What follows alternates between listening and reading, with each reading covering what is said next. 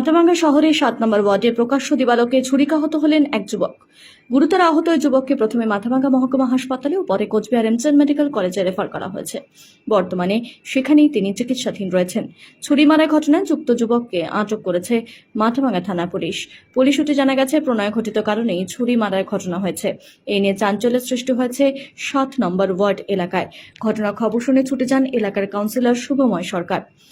এদিন ৭ নম্বর ওয়ার্ডের গড়ি রাস্তায় মনোজ রবিদাস নামে এক যুবককে প্রথমে মাথায় বাঁশ দিয়ে মারার পর পেটে বেশ কয়েকবার ছুরি চালিয়ে দেয় প্রদীপ দাস নামে এক যুবক। দুই যুবকের বাড়ি মাথাভাঙ্গা শহরের ১২ নম্বর ওয়ার্ডে।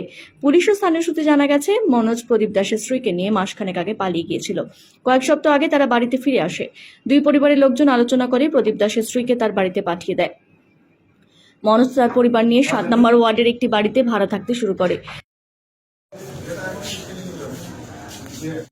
আমি খবর পেলাম যে এরকম আমার ওয়ার্ডে একটা ছুরিকাহত হয়েছে, রাস্তায় পড়ে আছে। আমি দৌড়ে এলাম। আসার আগেই সেখানকার যারা নাগরিকরা ছিলেন তারা তড়িঘড়ি তাকে হাসপাতালে নিয়ে আসে। সম্ভবত তাদের কোনো পারিবারিক, কেন দুজনেই ১২ নম্বর ওয়ার্ডের বাসিন্দা। এবং প্রদীপ দাস, সে আমার ওয়ার্ডে ১৫ দিন যাবৎ এখানে ওই শ্যামল সাহার বাড়িতে ভাড়া এসছে। তা এবার যাকে ছুরিকাহত করেছে তার নাম মনোজ রবিদাস।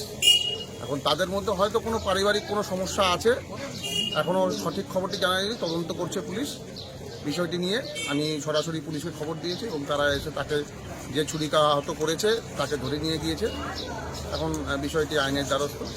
এখন সেখান থেকে যা হবার তাই। মনোজ রবিদাসকে ছুরি মেরেছে প্রদীপ দাস। কারণে পারিবারিক কোনো সমস্যা হয়তো হবে, এখনও জানা যায়নি, কারণ তাদের কাছ থেকে কোনো কিছু এখন নেওয়া যায়নি। তবে তাদের মধ্যে তাদের নিশ্চয়ই কোনো পারিবারিক গণ্ডগোল ছিল, সেটুকু বোঝা যাচ্ছে। আপনার নাম? শুভময় সরকার, আমি ৭ নম্বর ওয়ার্ডে কাউন্সিলর।